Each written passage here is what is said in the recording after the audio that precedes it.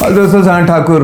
दोस्तों पहले एपिसोड में मैंने बताया था कि मेरा बचपन, मेरी पढ़ाई वो कैसी रही। अब इस में मैं ये बताऊंगा कि मेरा कैरियर, मतलब मेरी जो लाइफ शुरू हुई, जो जॉब की बात करते हैं, या जब मैं आर्मी में ज्वाइन किया और उसके बाद का। तो दोस्तों मैंने, और जिसने नहीं देखा हो फर्स्ट एपिसोड देख लेना तो ज़्यादा क्लैरिटी आएगी। तो आर्मी में भाई ज्वाइन हो गया, आर्मी में ज्वाइन हुआ। उसके बाद मुझे लगा कि भगवान ये अगर हो जाए फिर लाइफ में मेरे को कुछ भी नहीं चाहिए, क्योंकि मुझे पता था आर्मी एक ऐसा सिक्योर है कि मतलब कोई यहाँ निकाल नहीं सकता, कोई बॉस नहीं होता, प्रेसिडेंट भी इंडिया का चाहे, जब तक आप खुद कोई ऐसी गलती ना करें बहुत बड़ा देश के खिलाफ, कोई देशद्रोह या ऐसी, कोई निकालेगा नहीं छोटे मोटे पद में। तो मैं बड़ा खुश था कि बस भगवान ये चीज़ पूरी कर दे। बट वहाँ जाने के बाद लगा कि ठीक है, मतलब मज़ा बहुत आया, बट ट्रेनिंग मेरे लिए बहुत हार्ड गई। मैं सबसे वीक रहता था। इनफैक्ट मुझे याद है कि जो जितने भी हमारे स्क्वाड होते हैं, जो 20-20 लोगों की जहाँ ट्रेनिंग होती थी, मैं हमेशा लेट लतीफ़ था। तो मेरे बाल जब एकदम ग्रे, मतलब पक चुके थे, जब मतलब आप देखिए मैं 17 या 17 में ही मैंने आर्मी ज्वाइन कर ली थी। बहुत जल्दी हुआ मेरी लाइफ में। और फिर तो मुझे ना बाल पक गए थे, तो मुझे लोग बूढ़ा बोलते थे। कुछ भी होगा ना, लेट हो गया तो अरे वो नहीं आया, बूढ़ा नहीं आया, ऐसे तो बड़ा उचकाते थे। तो ठीक है, थोड़े झगड़े वगड़े होते रहते थे। खैर, पर आर्मी ज्वाइन करने के बाद फिर मुझे लगा यार अब तो और कुछ चाहिए लाइफ में, ज़िंदगी में और आगे बढ़ना है। हमारे यहाँ ऐसा है कि अगर आपकी जॉब लग गई है, सब चीज़ ठीक है, तो इमीडिएटली शादी का रिश्ता आने लगता है। तो यही मेरे साथ हुआ। और आप लोग जानिए कि 91 अप्रैल में मैंने आर्मी ज्वाइन की थी और 92 में ही मुझे शादी मेरी हो गई, बहुत फास्ट। पर वहाँ ऐसा होता है कि शादी होती है और गौना होता है। तो 3 साल बाद मेरा गौना आया और इस तरह से फिर वो ज़िंदगी चालू हो गई। लेकिन फिर आर्मी में लगा कि यहाँ रुकना नहीं है और आगे जाना है। मैं हमेशा ट्राई करते रहता था, कभी मैं सेटिस्फाइड नहीं होता था। आई वॉज ऑलवेज हंग्री, कि ये दिल मांगे मोर, और कुछ करना है, आगे बढ़ना है। तो वहाँ कुछ टेस्ट रहते हैं जिससे मैं सिपाही से मतलब सीधा हवलदार बन गया। एक साइफर, मैं कोर ऑफ सिग्नल मैंने ज्वाइन किया था। मेरा टेक्निकल ट्रेड होता है आर्मी में, एक फाइटिंग आर्म होता है, एक जो सपोर्टिंग रहता है। तो मैं इसमें था, जो आईटी कोर, जो इंफॉर्मेशन, जैसे आईटी यहाँ होता है वैसे सिग्नल्स होता है, जो कम्युनिकेशन रहता है। बट मेरा कोडिंग डिकोडिंग ऐसा काम था आर्मी का। फिर मैं साइफर बन गया वहाँ पर। और उसके बाद फिर मैं ट्राई करने लगा। वहाँ से भी आप कमीशन ले सकते हो, एग्ज़ाम दे के क्वालिफाई कर सकते हो। उसके लिए था कि 12th पास होना। फिर मैंने 12th के लिए एक्सटर्नल फॉर्म भर दिया पूना में और छुट्टी लेके आया, पर पढ़ने का मन ही नहीं होता था, मस्ती करते रहा। एक बहुत बड़ी, एक मुझे जो कॉन्फिडेंस देती है वो स्टोरी यहाँ पर ऐसी हुई कि जैसे कल मुझे कोई पेपर देना है, 12th का ऐसे था, तो मैं खाली आज पढ़ता था और एग्ज़ाम देता था। तो मैंने एक हफ्ते में बिना 11 भी पास नहीं था, मैं 10 करके चला गया था, 12th एक्सटर्नल दिया और मैंने एक दिन में पढ़ के मतलब पूरा 12th पास कर दिया। एंड 49 पॉइंट सम ऐसे परसेंट आए। मुझे खुद ही यकीन नहीं होता। और कॉमर्स साइड से था तो मुझे अकाउंट का तो कुछ समझता ही नहीं था कि debit what comes in, credit what goes out, तो बहुत सब कुछ था। और एक तो मैं हिंदी मीडियम का था, और हिंदी मीडियम के बाद सीधा 11 में इंग्लिश मीडियम, बड़ा टफ हो जाता है एकदम से। पहले ही हमारे लिए बड़ी मैथ और इंग्लिश में हमेशा प्रॉब्लम रहती थी हमारे टाइम पे स्टूडेंट लोगों को। पर पता नहीं, कुछ भगवान की इच्छा रहती है। मैंने मतलब पास कर लिया। क्यों? एक नवनीत 21 करके ऐसी बुक्स आती जो क्वेश्चन पेपर के सेट रहते हैं ना, वैसे कुछ, बस उनको पढ़ लेता था और फिर ऐसे दे के मैंने पास हो गई।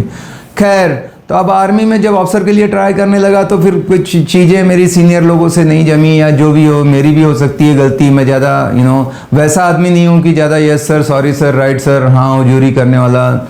मतलब मैं सही को सही और गलत को गलत बोल दूंगा। लेकिन आर्मी में ऐसा होता है कि सीनियर इज़ ऑलवेज राइट, आपको जो कहेंगे वो करना चाहिए। और मैं हमेशा दिमाग यूज़ करता था, बट वहाँ बोलते थे दिमाग लगाने का पैसा नहीं इधर, कि आर्मी में चाहिए जो ऑर्डर मिल जाए बस करना है। और मैं बोलता था लेकिन सर ऐसे भी हो सकता है। तो थोड़ा बहुत ऐसे वजह थी कि थोड़ा ऐसे भी सोच सकते हो मिसमैच है। लेकिन मुझे बहुत प्राउड है कि मैं आर्मी का पार्ट रहा। और जो अभी मेरी फर्म है, कारगिल प्रॉपर्टीज़ नाम है उसका, और उसका भी कनेक्शन वहाँ से है, क्योंकि 2000 में ऐसे हुआ था, कोई इंट्रूडर्स आ गए थे और कारगिल का या द्राक्ष वगैरह आपने न्यूज़ में देखा होगा, वो टाइम पे थोड़ा सा वार लाइक सिचुएशन हो गई थी।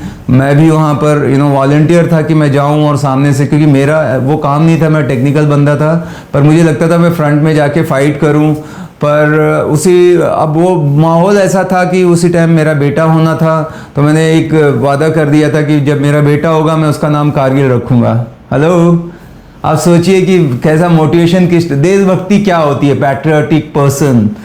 तो मेरा बेटे का नाम, मतलब सब ने 10 रिकमेंडेशन, बहन ने ये कहा, पापा ने ये वो, मैंने कहा नहीं यही होना है, तो फिर कारगिल रखा, इसीलिए आज वो कारगिल प्रॉपर्टी है। तो इस तरह से आर्मी में करता रहा। फिर ऑफिसर, मतलब मैंने बताया ना ACR होती है वहाँ पे, एनुअल कॉन्फिडेंशियल रिपोर्ट लिखी जाती है कि आप कैसे हो, आपका डिसिप्लिन कैसा है, बाकी सारी चीज़ें रिकमेंडेशन रहती है।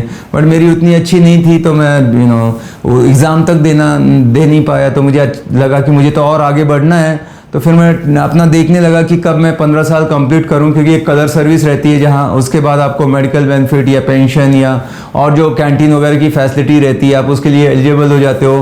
तो 2007 मार्च में, मतलब जैसे मेरे 15 साल कंप्लीट हुए, मैंने प्रीमेच्योर रिटायरमेंट ले ली और फिर मैं सिविल में आ गया।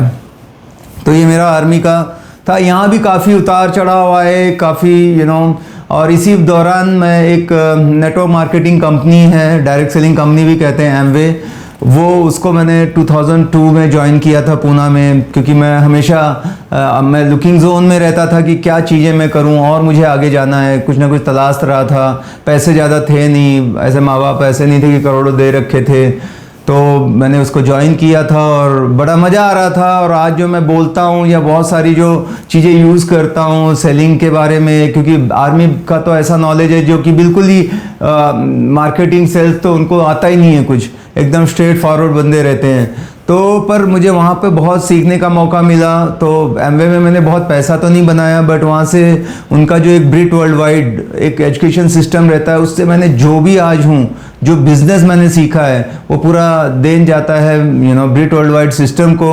और जो मेरा डिसिप्लिन है लाइफ में, वो सब आर्मी के वजह से है। जैसे मैं पंक्चुअल हूँ, accountable to word, time and money हमेशा बोलता हूँ, या मुझे फिटनेस बहुत है, स्पोर्ट्स बहुत पसंद है, तो ये आर्मी की देन है। तो एक ने मुझे फिजिकली फिट रखा, एक ने मुझे मेंटली एकदम शार्प किया। तो वहाँ पे पैसे नहीं बनाए, बट ये उनके जो मोटिवेशन थे, वहाँ पे जाना, सेमिनार और ये सब चीज़ें, और लीडरशिप, और काफ़ी बड़ी टीम भी हमने बना दी थी। लेकिन जैसे वो बढ़ने लगी, देन मेरा ट्रांसफ़र लेह लद्दाख कर दिया और फिर वो छूट गई पूरी टीम। तो इस तरह से रहा। फिर आने के बाद तो मैंने 2007 में रिटायरमेंट ले ली। तो ये आर्मी का फेज़ यहाँ ख़त्म हुआ, और इस गोवा में ट्रेनिंग हुई, एंड देन दिल्ली में रहा, बहुत सारी जगह घूमा। मतलब डार्जिलिंग में पोस्टिंग था, डार्जिलिंग में बेटा भी हुआ, तो काफ़ी कुछ ऐसा रहा। अब मैं जब रिटायर होके आया, तो मेरे पापा, यहाँ पर कई लोग रियल एस्टेट में हैं तो जानते होंगे, VTP एक ग्रुप है जो अच्छा काम कर रहे हैं। पहले उनका सीमेंट का बिजनेस था, तो पापा की पहचान से ही मैं वहाँ उस कंपनी में लग गया। सेम मंथ आते ही, तो मुझे ज़्यादा कभी स्ट्रगल नहीं करनी पड़ी। 17 एज में मैंने आर्मी ज्वाइन कर ली। उसके बाद आर्मी से आए 10 दिन नहीं हुआ कि मुझे प्राइवेट जॉब मिल गया, वहाँ भी काम किया। वहाँ पे मैं परचेस मैनेजर था, परचेस देखता था, एक अच्छी जगह होती है। फिर भी मेरा ध्यान कुछ ऐसा था कि मैं खुद का कुछ करूं, मुझे एंटरप्रेन्योर बनना था, मेरे सपने बहुत बड़े बड़े थे। तो मैंने कहा जो मैं कर रहा हूं इससे तो मैं वहां नहीं जाऊंगा, मेरा जो मिशन है जिसके लिए मैंने आर्मी छोड़ी थी।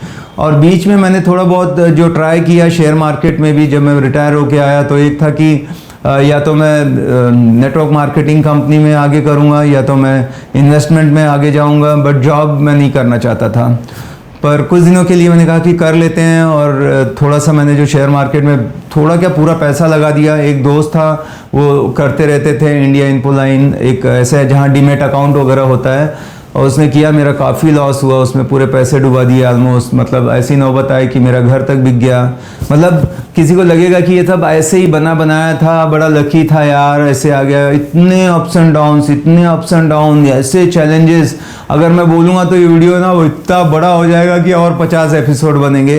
बट मैं शॉर्टकट में एक ऐसा बता रहा हूँ कि कैसे कैसे मेरी ज़िंदगी बढ़ती गई। वहाँ फटका खाया, लेकिन हार नहीं माना। मैंने कहा फिर कभी देखेंगे, घर बिक गया, फिर से स्ट्रगल किया।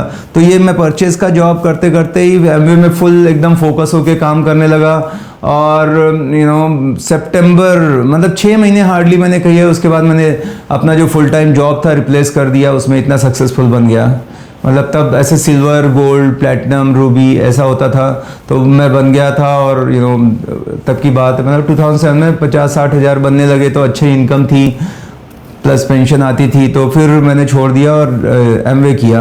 एमवे करते करते फिर उसमें रहता है कि और आगे जाना है, डायमंड डायमंड, हमेशा वहाँ पे हम एक दूसरे को डायमंड बोलते थे। तो एमराल्ड क्वालिफिकेशन में था, सारी चीज़ें अच्छी चल रही थी, अच्छी टीम थी, मेरे ख्याल से 1,500-2 हज़ार लोग थे, काफ़ी सिल्वर गोल्ड हमारी टीम के पार्ट थे और बहुत धुरंधर टीम थी हमारी।